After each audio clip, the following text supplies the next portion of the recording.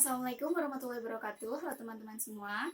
Di sini kita akan belajar mengenai sistem penjalin mutu eksternal. Perkenalkan, nama saya Dilia Salsabila sebagai pemateri. Saya dari Pendidikan Matematika Universitas Negeri Semarang. Dan apa aja sih yang akan kita bahas kali ini? Yang pertama adalah pengertian dari sistem penjalin mutu eksternal. Kemudian yang kedua adalah prinsip-prinsip. Yang ketiga adalah tujuan dan fungsi. Dan yang terakhir adalah siklus dari sistem penjalin mutu eksternal. Kita langsung menuju ke materi pertama, yaitu pengertian dari sistem penjamin mutu eksternal. Apa sih sistem penjamin mutu eksternal itu? Sistem penjamin mutu eksternal adalah sistem penjamin mutu yang direncanakan, dilaksanakan, dikendalikan, dan dikembangkan oleh unit di luar satuan pendidikan seperti pemerintah, pemerintahan daerah, kemudian Badan Akreditasi Nasional, dan Badan Standar Nasional Pendidikan. Jadi apa sih yang kita tahu tentang SPME Dikdasmen atau Sistem Penjamin Mutu Eksternal Pendidikan Dasar dan Menengah? SPME Dikdasmen adalah suatu kesatuan unsur yang terdiri atas organisasi, kebijakan, dan proses yang terkait untuk melakukan fasilitasi dan penilaian melalui akreditasi untuk menentukan kelayakan dan tingkat pencapaian mutu satuan pendidikan dasar dan pendidikan menengah dan atau program keahlian. Kemudian kita menuju ke topik kedua, yaitu prinsip-prinsip sistem penjamin mutu eksternal. Ada 4 prinsip-prinsip di sini. Yang pertama adalah akurat, yang kedua adalah objektif, kemudian yang ketiga adalah transparan, dan yang terakhir adalah akuntabel. Kita akan bahas yang pertama. Akurat di sini adalah dalam proses pengambilan keputusan untuk fasilitasi serta penilaian melalui akreditasi didasarkan pada data dan informasi yang jelas, benar, tepat, dan dapat dipertanggungjawabkan. Kemudian yang kedua adalah objektif.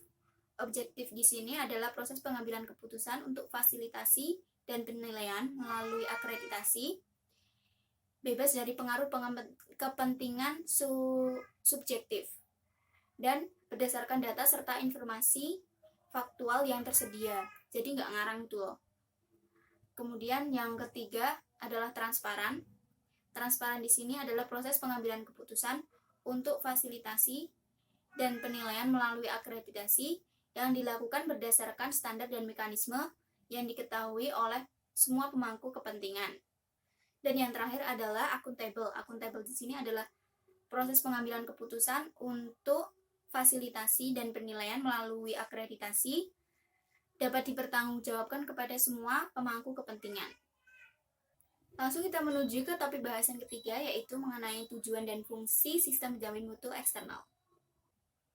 Untuk tujuan dari sistem penjamin mutu eksternal adalah untuk memastikan bahwa sistem penjamin mutu internal serta proses peningkatan mutu di satuan pendidikan itu dapat berjalan dengan baik. Kemudian yang kedua yaitu mengenai fungsi. Fungsi di sini ada 3, yaitu yang pertama memantau, memfasilitasi, mengevaluasi, dan pemenuhan standar nasional di satuan pendidikan. Kemudian yang kedua yaitu mengevaluasi dan mengembangkan standar. Dan yang terakhir yaitu menetapkan akreditasi satuan pendidikan. Oke, kita menuju ke topik bahasan terakhir, yaitu siklus sistem penjamin mutu eksternal. Pada siklus penjamin mutu eksternal di sini yaitu dibagi atas 3 kelompok. Yang pertama yaitu fasilitasi peningkatan mutu, yang kedua adalah pengembangan standar mutu, dan yang terakhir adalah akreditasi. Yang pertama, siklus fasilitasi peningkatan mutu dilakukan oleh pemerintahan atau pemerintahan daerah. Kemudian yang dilakukan pada siklus ini yang pertama yaitu pemetaan mutu pendidikan di tingkat satuan pendidikan berdasarkan standar nasional pendidikan. Kemudian yang kedua yaitu perencanaan peningkatan mutu yang dituangkan dalam rencana strategis pembangunan pendidikan. Kemudian yang ketiga yaitu fasilitasi pemenuhan mutu di seluruh satuan pendidikan. Yang keempat adalah monitoring dan evaluasi terhadap proses pelaksanaan pemenuhan mutu. Dan yang terakhir yaitu fasilitasi peningkatan mutu secara berkelanjutan oleh pemerintah yang bekerja sama dengan pemerintahan daerah sesuai dengan kewenangannya.